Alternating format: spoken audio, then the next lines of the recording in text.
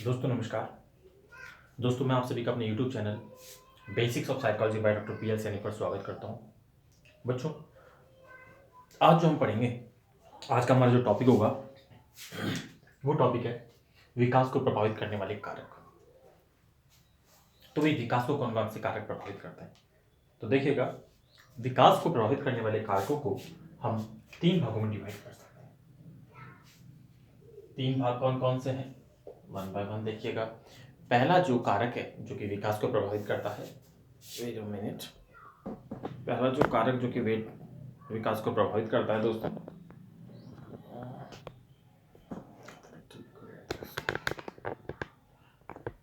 Correct है। Okay, पहले कारक की बात करें जो कि विकास को प्रभावित करता है, तो हमारा पहला कारक होगा वंशानुक्रम। वंशानुक्रम जिसको हम आनुवंशिकता भी बोल देते हैं दोस्तों, आनुवंशिकता। इन्हीं को हम दैहिक या जैविक कारक भी बोल देते हैं। यहाँ पे मैं लिख देता हूँ दैहिक या फिर जैविक।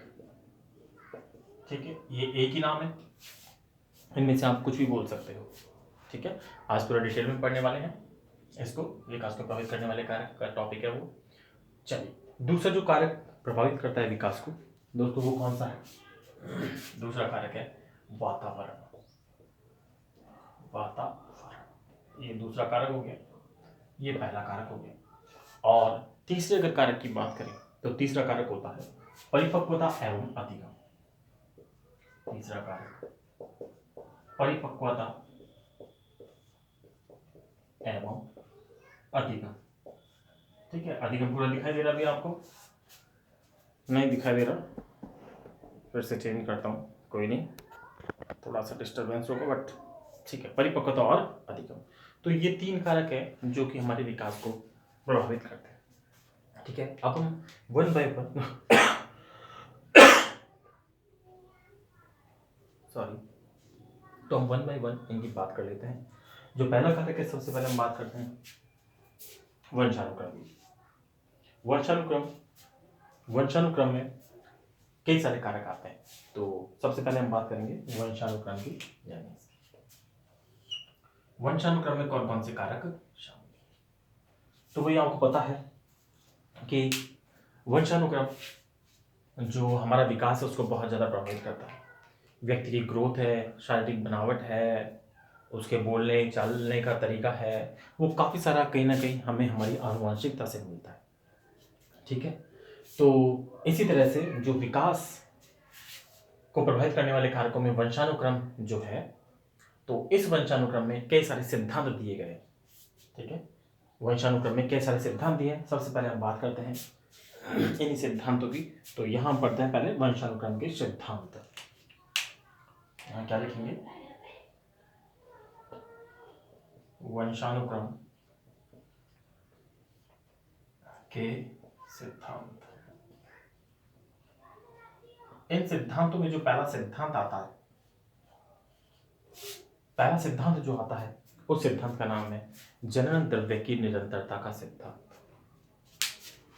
ठीक है, पहला सिद्धांत कौन सा है? जनन द्रव्य की, या मैं इसको ऐसे लिख देता हूं, बीजमैन का जनन द्रव्य की निरंतरता का सिद्धांत, ताकि आपको नाम भी याद हो जाएगा कि ये सिद्धांत किसने दिया। क्योंकि जनन द्रव्य के सिद्धांत की निरंतरता का सिद्धांत लेके हम कहेंगे कि यह सिद्धांत बीजमैन द्वारा दिया गया, तो थोड़ा सा कहीं गलत होगा, वो एक और हमारे पास डेटा बढ़ जाता है। तो इस सिद्धांत को ही हम लिखते हैं बीजमैन का जनन द्रव्य की निरंतरता का सिद्धांत। ठीक है, तो पहला सिद्धांत बीजमैन का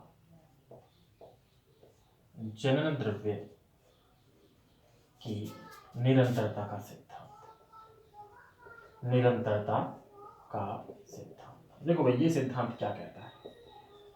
ये सिद्धांत कहता है कि जो जनन द्रव्य है वो कभी नष्ट नहीं होता है, अपितु वो एक पीढ़ी से दूसरी पीढ़ी में जाता रहता है।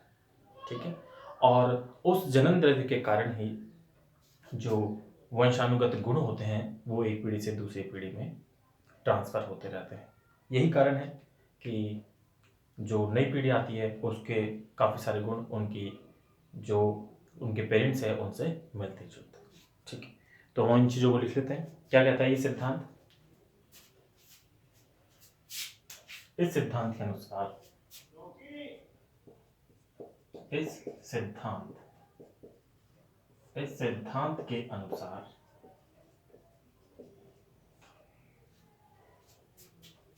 जनन द्रव्य, ठीक है, जनन द्रव्य, इस सिद्धांत के अनुसार जनन द्रव्य कभी भी नष्ट नहीं होता है, नष्ट नहीं होता है। यह एक पीढ़ी से दूसरी पीढ़ी में जाता रहता है। यह एक पीढ़ी से दूसरी पीढ़ी में जाता रहता है, ठीक है दोस्तों, यही कारण है कि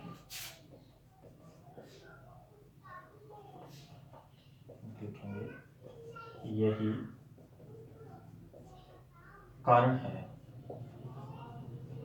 कारण है कि संतति के काफी गुण उनके पेरेंट्स से मिलते हैं। ठीक है, या हम यूँ लिख सकते हैं, यही कारण है कि एक पीढ़ी से दूसरी पीढ़ी में गुणों का हस्तांतरण या स्थानांतरण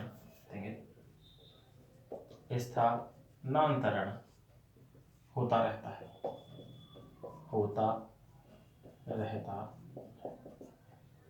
तो दोस्तों ये है वंशानुक्रम के सिद्धांत में पहला सिद्धांत। क्या कहता है ये सिद्धांत? दोबारा सुनेंगे। इस सिद्धांत के अनुसार जनन द्रव्य कभी भी नष्ट नहीं होता। ठीक है, जो जनन द्रव्य है वो कभी नष्ट नहीं होता है, ये एक पीढ़ी से दूसरी पीढ़ी में जाता रहता है। जब नई संतति आती है तो उसमें जनन द्रव्य चला जाता है। यही कारण है कि एक पीढ़ी से दूसरी पीढ़ी में गुणों का स्थानांतरण होता रहता है। ठीक है दोस्तों, तो ये हमारा हुआ पहला सिद्धांत। ठीक है, you can take a screenshot for this, क्योंकि मैं इसमें यहाँ दूसरा पॉइंट लिखूंगा, बाकी फिर इसको मिटाता हूँ। चलिए इसको मिटाता हूँ मैं।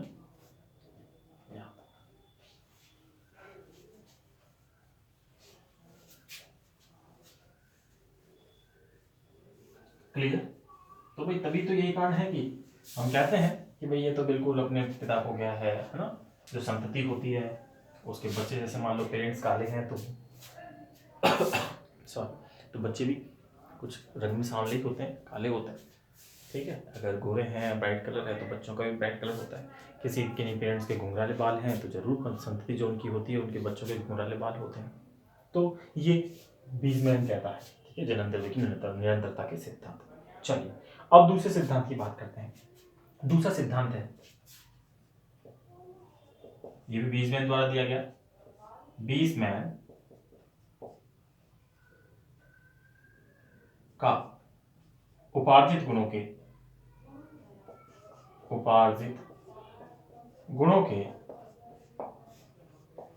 असंचरण का सिद्धांत।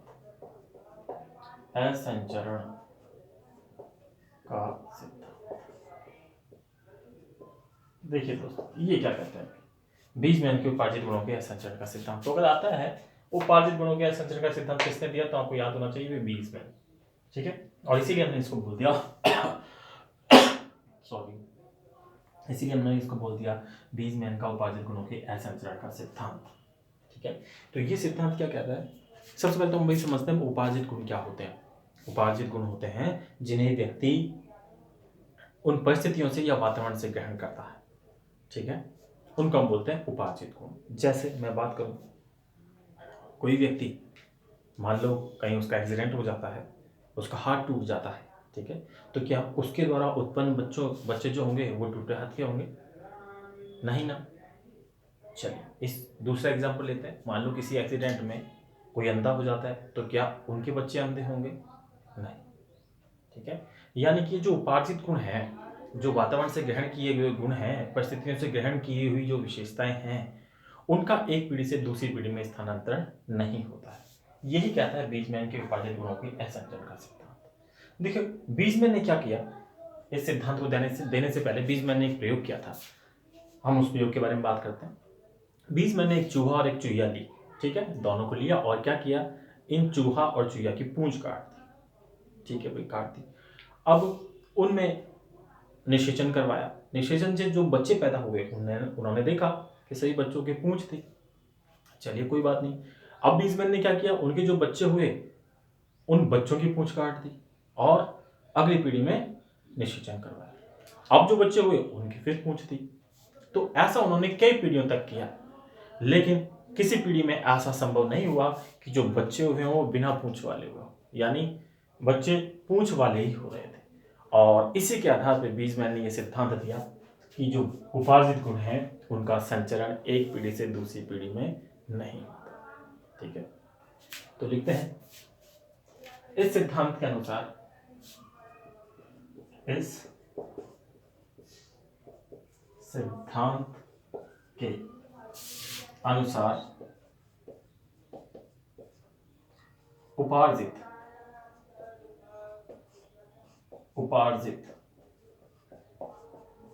गुणों का एक पीढ़ी से दूसरी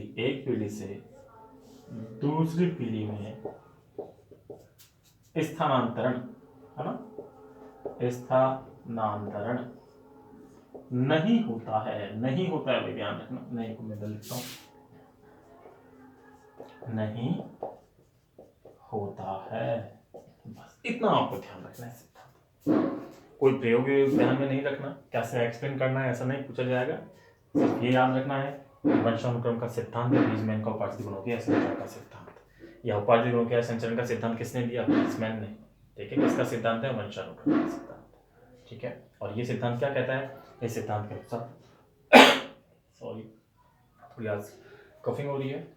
ठीक है, तो ये सिद्धांत कहता है बीजमैन इस सिद्धांत के अनुसार उपार्जित गुणों का संचरण, उपार्जित गुणों का एक पीढ़ी से दूसरी पीढ़ी में स्थानांतरण नहीं होता। क्लियर?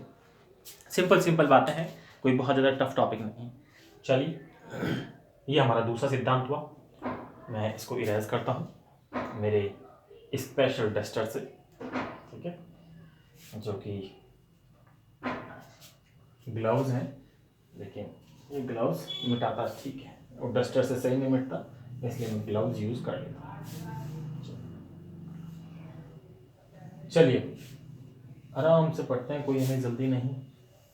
तीसरा सिद्धांत, तीसरे सिद्धांत की बात करते हैं। तीसरा जो सिद्धांत है वो दिया गया किसके द्वारा? लैमार्क ने। तो क्या कहा भाई लैमार्क ने?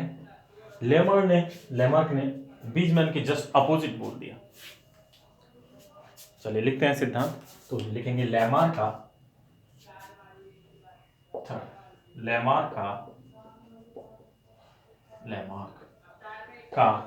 उपार्जित गुणों के संचरण का सिद्धांत। तो भाई ये लो, ये जस्ट अपोजिट आ गया इसका। इस सिद्धांत के अनुसार क्या लिख देंगे हम कि उपार्जित गुणों का एक पीढ़ी से दूसरी पीढ़ी में स्थानांतरण होता है, ऐसा कहा लैमार्क ने। चलिए लेकिन समझते हैं ऐसा उन्होंने क्या कहा सॉरी ऐसा उन्होंने क्यों कहा, क्या उन्होंने प्रयोग किया। तो चलिए बात करते हैं लैमार्क के उपार्जित गुणों के संचरण के सिद्धांत की। तो देखिए लैमार्क ये भी एक जीव वैज्ञानिक थे जैसे बीजमैन थे। इन्होंने काफी सारी स्टडी के बाद ये निष्कर्ष निकाला कि जो भाई जिराफ होता है, वो पहले जो जिराफ थे उनकी गर्दन इतनी लंबी नहीं हुआ करती थी, लेकिन जिराफ को पेड़ों की पत्तियां, जो ऊपर ऊपर बड़े बड़े पेड़ होते हैं, उनकी पत्तियों को खाने के लिए काफ़ी कोशिश करनी पड़ती है, मतलब गर्दन को काफ़ी खींच खींच के खाना पड़ता है।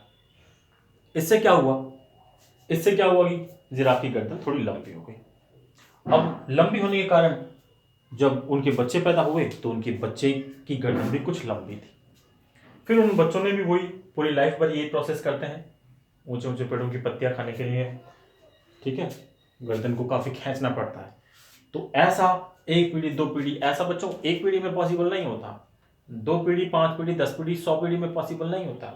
ऐसा उन्होंने कहा कि ऐसा सैकड़ों पीढ़ियों में, हजारों पीढ़ियों में ऐसा होता होता होता होता फाइनली क्या हुआ कि जिराफ की गर्दन लंबी हो गई। तो ये किया गया था प्रयोग, ऐसा अवधारणा दी गई थी लैमार्क के द्वारा। चलिए, एक बात और है कि ये सिद्धांत, लैमार्क का सिद्धांत, बीजमैन का भी आपने 9th या 10th में कहीं ना कहीं पढ़े होंगे, ठीक है। तो ये सिद्धांत वही है ना, ये कोई दूसरे लैमार्क नहीं है, वही लैमार्क है। तो उनके इस सिद्धांत के अनुसार उन्होंने बताया कि भाई जिराफ की गर्दन लंबी होने का कारण ऊंचे पेड़ों की पत्तियां खाना है, ठीक है। तो उनसे जो बच्चे पैदा हुए वो भी फिर लंबी गर्दन के बच्चे पैदा होने लगे, और यही कारण है कि जिराफ की गर्दन लंबी होती है। तो ऐसा उन्होंने कहा। तो क्या लिखेंगे भाई इसमें, अगर कुछ लिखना हो तो इस सिद्धांत के अनुसार उपार्जित गुणों का संचरण एक पीढ़ी से दूसरी पीढ़ी में होता है, बस इतना लिखना है। इस सिद्धांत के अनुसार उपार्जित गुणों का संचरण, उपार्जित गुणों का संचरण एक पीढ़ी से दूसरी पीढ़ी में, एक पीढ़ी से दूसरी पीढ़ी में होता रहता है। तो ये भी उन्होंने कहा, ठीक है, होता रहता है या होता है, होता है क्या, तो रहता होता है, एक पीढ़ी से दूसरी पीढ़ी में गुणों का संचरण होता है। तो क्लियर है भाई ये बात, मैंने आपको एक्सप्लेन कर दिया। आपको सिर्फ याद रखना है कि वंशानुक्रम के सिद्धांत में तीसरा सिद्धांत है लैमार्क का उपार्जित गुणों के संचरण का सिद्धांत। क्या कहता है ये सिद्धांत? इस सिद्धांत के अनुसार उपार्जित गुणों का संचरण एक पीढ़ी से दूसरी पीढ़ी में होता है। क्लियर है? चलो क्लियर है, तो अब चलते हैं आगे, बात करते हैं नेक्स्ट सिद्धांत की, और मैं इसको इरेज कर देता हूं मेरी स्पेशल डस्टर से।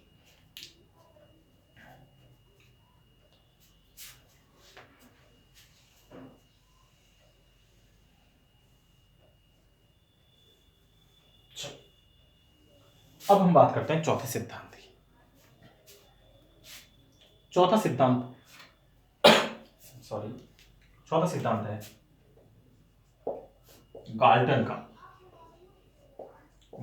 का जैव सांख्यिकी, गाल्टन का जैव सांख्यिकी ऑब्लिक बायोमेट्रिक, जैव सांख्यिकी को हम क्या बोल देते हैं? बायोमेट्रिक सिद्धांत। चलिए भाई बात करते हैं, किसकी बात करते हैं? गाल्टन के जैव सांख्यिकी या बायोमेट्रिक सिद्धांत की। ये सिद्धांत क्या कहता है? ये सिद्धांत कहता है कि भाई जो संतति में जो गुण हैं वो केवल माता पिता से नहीं जाते, बल्कि उसके जो भी संतति है उसके दादा दादी, परदादा परदादी, नाना नानी, या मैं कहूं परनाना परनानी से भी जाते हैं, यानी उनसे भी बच्चे के गुण मिलते हैं। और यही कारण है कि हम देखते हैं कि जब कोई बच्चा होता है तो कई बार लोग कहते हैं कि अरे ये तो अपने दादा को गया है, ये तो अपनी दादी को गई है, ठीक है। तो ऐसा भी होता है, पापा को तो जाते ही हैं, पापा मम्मी को, बाकी कभी कभी दादा दादी नाना नानी का भी नाम आता है, यानी उनके गुण उसमें आते हैं, ठीक है। तो इसी सिद्धांत को, हाँ, इसी चीज को ध्यान में रखते हुए गाल्टन ने कहा कि भाई जो बच्चा है, संतति है, उसमें जो गुण जो आते हैं वो केवल माता पिता से ना आकर दादा दादी, नाना नानी, ठीक है, परदादा परदादी और परनाना परनानी से भी आते हैं। बस इतनी सी बात है। इसी को हम कह देते हैं गाल्टन का जैव सांख्यिकी सिद्धांत या गाल्टन का बायोमेट्रिक सिद्धांत। तो चलिए लिखते हैं इसमें,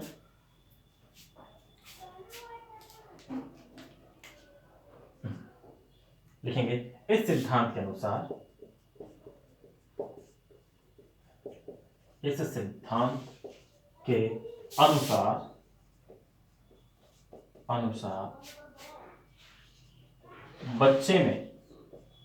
बच्चों में गुणों का संचरण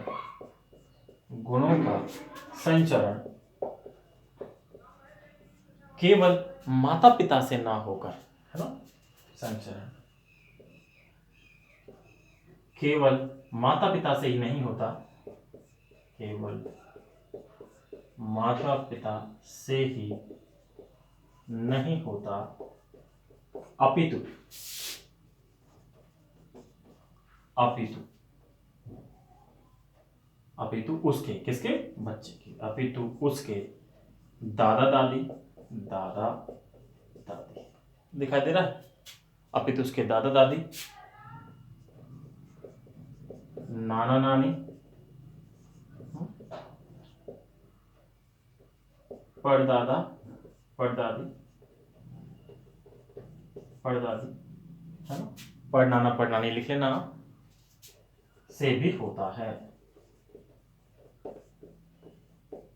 ये लो भाई, ये है गाल्टन का जैव सांख्यिकी सिद्धांत, या हम कहते हैं गाल्टन का बायोमेट्रिक सिद्धांत। तो भाई बच्चों में जो गुणों का संचरण है वो केवल माता पिता से नहीं होता, अपितु उसके बच्चे के दादा दादी, नाना नानी, और हम क्या कहेंगे, दादा दादी, नाना नानी, परदादा परदादी और परनाना परनानी से भी होता है। तो ये हो गया गाल्टन का जैव सांख्यिकी सिद्धांत। ठीक है, आप ले सकते हैं इसका एक स्क्रीनशॉट। और ठीक है, अब मैं इसको इरेज करता हूँ और अब हम लास्ट का पढ़ेंगे, हमारा मेंडल का सिद्धांत 5। ये लास्ट सिद्धांत है भाई, वंशानुक्रम के जो सिद्धांत है। अब हम लास्ट सिद्धांत पढ़ेंगे, मेंडल का सिद्धांत।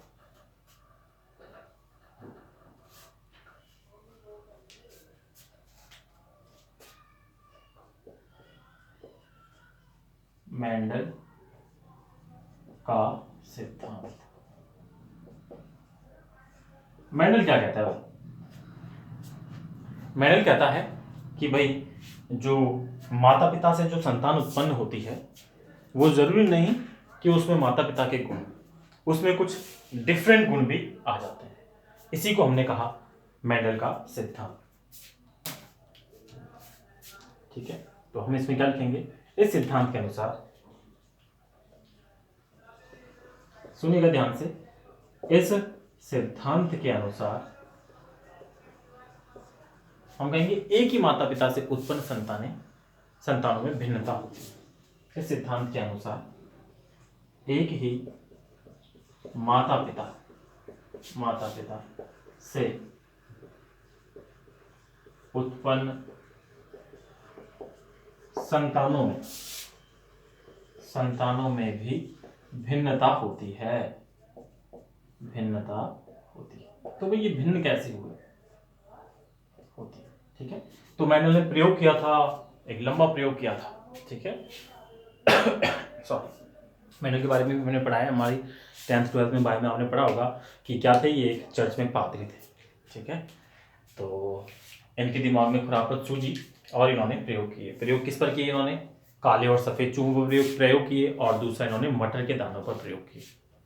तो काले और सफ़ेद चूहों पे इन्होंने काफ़ी सारा प्रयोग किया, उनके जो भी उनकी पीढ़ियाँ प्राप्त की। इसी तरह से मटर के दानों पर भी इन्होंने प्रयोग किया, मटर के दानों के साथ साथ मटर के फूलों के रंग पे भी प्रयोग किया।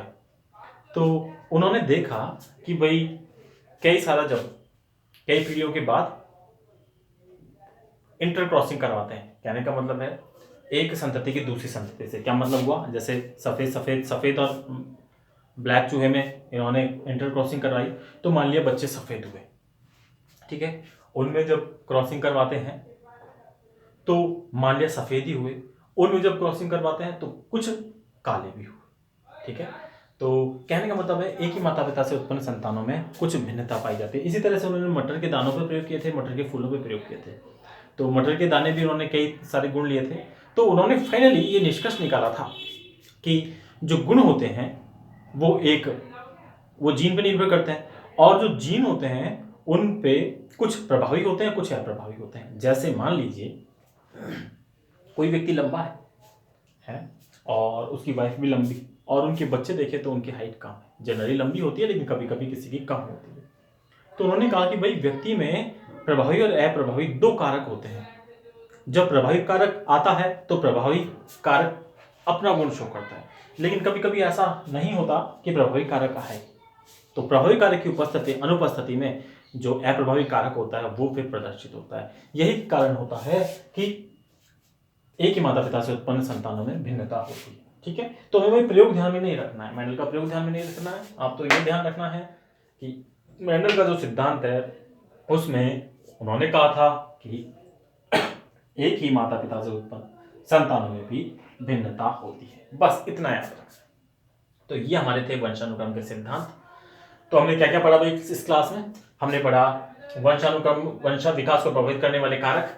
विकास को प्रभावित करने वाले 3 कारक होते हैं। वंशानुक्रम, जिसको आनुवंशिकता बोल देते हैं, दैहिक या जैविक कारक भी इसको बोल देते हैं। ठीक है, दैहिक ऑब्लिक जैविक कारक।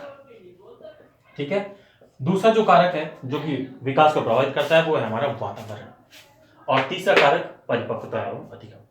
आज की क्लास में हमने पढ़ा वंशानुक्रम, और तो वंशानुक्रम एक बड़ा फैक्टर है जो कि विकास को प्रभावित करता है।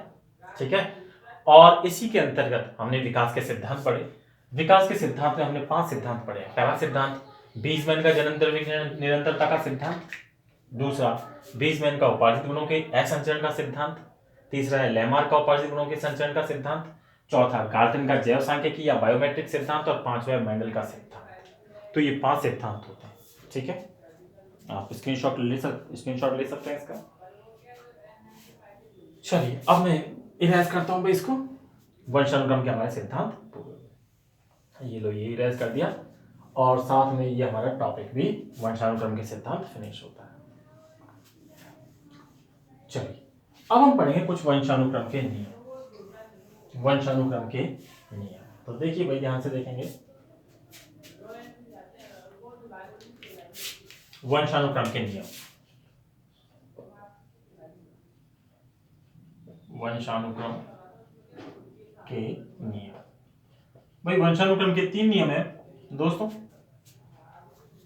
ये 3 नियम कौन कौन से हैं? देखो बहुत शॉर्ट है, एक एक लाइन के हैं। पहला है समानता का नियम। जो पहला इसमें समानता का नियम। ये नियम क्या कहता है? ये नियम कहता है भाई जैसे माता पिता वैसी संतान होती है। ये नियम क्या कहता है? जैसे माता पिता है वैसी उनकी संतान होगी। ठीक है, और जैसे माता पिता वैसी ही संतान होती है। गुणों में ले लो चाहे शारीरिक बनावट में ले लो, वैसे ही संतान होती है। तो ये भी पहला है करेक्ट, समानता का नियम। ठीक है, और समानता के नियम से रिलेटेड कई सारे हमारे पास ऐसे उक्तियां, लोग कई सारी चीजें कहते हैं। ठीक है, तो अभी मैं वहां पे नहीं जा रहा। ये हुआ हमारा समानता का नियम, जैसे माता पिता वैसे संतान। दूसरा जो नियम है वो है भिन्नता का नियम। भिन्नता का नियम, ये नियम कहता है कि जैसे माता पिता होते हैं वैसे संतान तो होती है, लेकिन उसमें कुछ भिन्नता भी होती है। ठीक है, तो जैसे माता पिता होते हैं उनसे कुछ भिन्न होती है संतान। क्या लिखेंगे इसमें? जैसे माता पिता उनसे कुछ भिन्न संतान। जैसे माता पिता उनसे कुछ भिन्न संतान। ठीक है, जैसे माता पिता उनसे कुछ भिन्न संतान होते हैं। करेक्ट है। और अब बात कर लेते हैं तीसरे नियम की। तीसरा नियम है प्रत्यागमन का नियम। ये तीसरा मैंने लिखा प्रत्यागमन का नियम। प्रत्यागमन का नियम क्या कहता है? प्रत्यागमन का नियम कहता है कि जैसे माता पिता उनसे बिल्कुल उलट संतान। देखते हैं हम कई बार ऐसा होता है कि जैसे माता पिता होते हैं उनसे बिल्कुल उलट संतान होती है। और कई बार हम एडवर्टीज में कई बार ऐसे जोक टाइप दिखाते हैं कि पेरेंट्स दोनों हैं, ठीक है, गोरे हैं पेरेंट्स, अंग्रेज हैं, और उनका बच्चा जो होता है वो बिल्कुल काला होता है। खैर वो तो जोक की बात थी, पर हाँ ऐसा होता है कि जैसे माता पिता होते हैं कई बार उनसे उलट संतान होती है। ठीक है, तो ये नियम रहेगा जैसे माता पिता उनसे बिल्कुल उलट बिल्कुल विपरीत, विपरीत गुणों वाली, गुणों वाली संख्या। ठीक है, तो भैया ये हुआ आपका वंशानुक्रम के नियम। तो बच्चों ये हमारे हुए विकास को प्रभावित करने वाले कारक, और उसके बाद में इसमें हमने विकास, वंशानुक्रम, वातावरण और परिपक्वता अधिगम 3 कारक थे। वंशानुक्रम के सिद्धांत पढ़े और वंशानुक्रम के नियम 3 नियम है, समानता का नियम, भिन्नता का नियम, प्रत्याक्रमण का नियम। ठीक है, यहाँ पे ये टॉपिक आपका कंप्लीट होता है। कौन सा? वंशानुक्रम या आनुवंशिकता। नेक्स्ट क्लास में हम वातावरण की बात करेंगे। तो आपको ये क्लास कैसी लगी? आपको यदि आपको इससे कुछ फायदा होता है तो वीडियो को दोस्तों जरूर लाइक करें। ठीक है, पसंद आए तो लाइक करें, नहीं तो डिसलाइक करें। दोस्तों कुछ किया करो, कुछ रेस्पॉन्स दिया करो।